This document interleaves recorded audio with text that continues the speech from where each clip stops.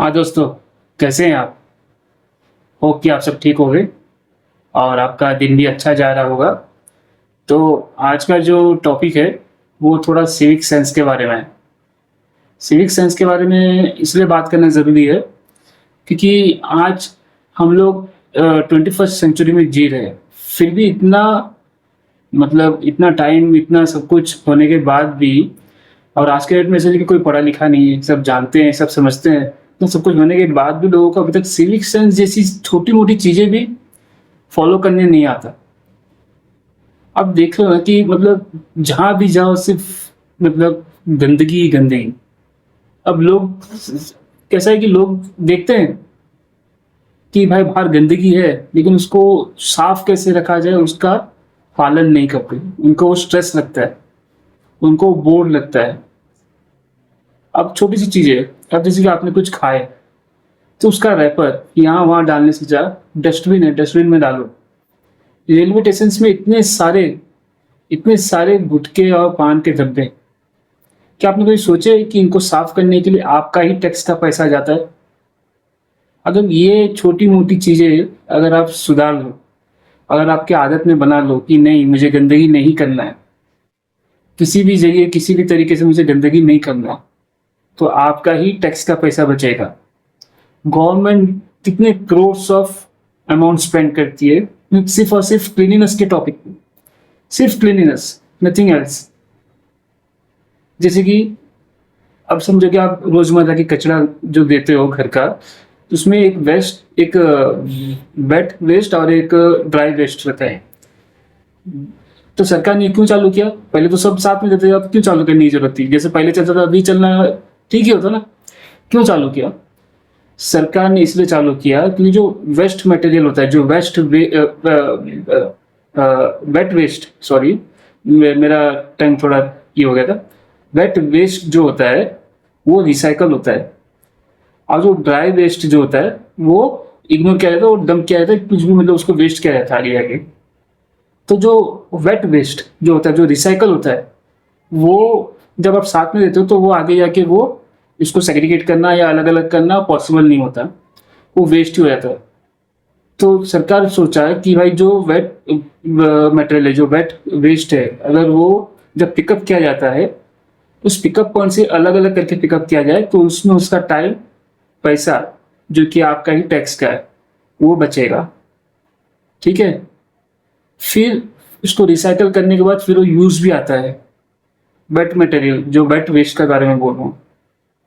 तो इसलिए सरकार ने ये प्रोग्राम चालू किया कि जब पिक किया जाए गार्बेज, वहाँ से ही वेट मटेरियल और ड्राई मटेरियल अलग अलग हो, ताकि उसमें बहुत सारी मेहनत बचे। लेकिन लोग आज के डेट में भी सब साथ में ही देते हैं, और जो साथ में देते हैं वो जो जो गार्बेज पिक किया जाता है सब साथ में, तो वो टोटली वेस्ट है, उसका कोई यूज नहीं है।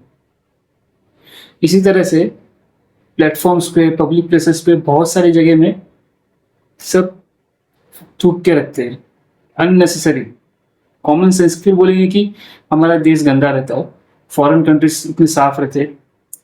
दोस्त, फॉरेन कंट्रीज इसलिए साफ रहते हैं क्योंकि वहाँ के लोगों को, वहाँ के सिटीजन्स को उनका बेसिक रिस्पॉन्सिबिलिटी पता है। यहाँ पे आपको बेसिक रिस्पॉन्सिबिलिटी नहीं आप फॉलो कर रहे हो। और अब जो गवर्नमेंट को इतने सारे ब्लेम देते हो, ये ब्लेम उनके कामों का नहीं है, ब्लेम है उनकी सोचों का।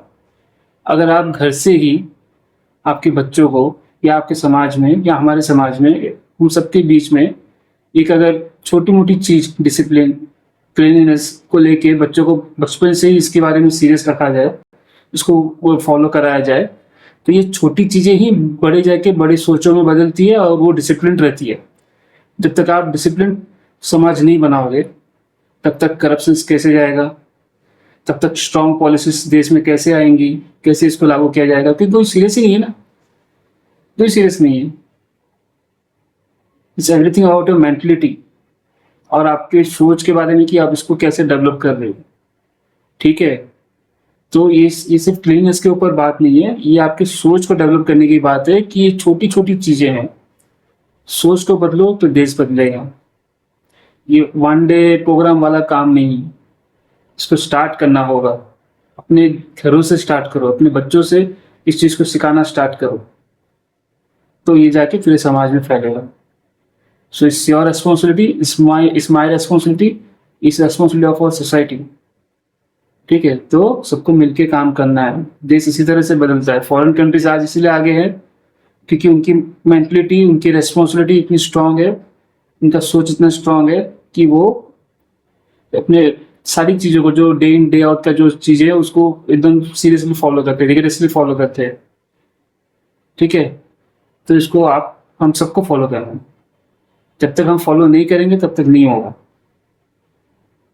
सिंपल चीज़ है ना यार दोस्त, क्योंकि अगर आप जब तक एक स्ट्रांग समाज, एक सीरियस समाज का मतलब एक सीरियस समाज को जब तक आप ये नहीं करो, आप समाज में एक सीरियसनेस नहीं लेके आओगे, तब तक चीज़ें बदलेगी कैसे? तो यही सारी चीज़ें हैं। तो सोच बदलना बहुत ज़रूरी है दोस्त। You have to change your the way of thinking that you are following your day in and day out. ठीक है, सोच बदलो, सोच, एक दिन सब बदलेगा।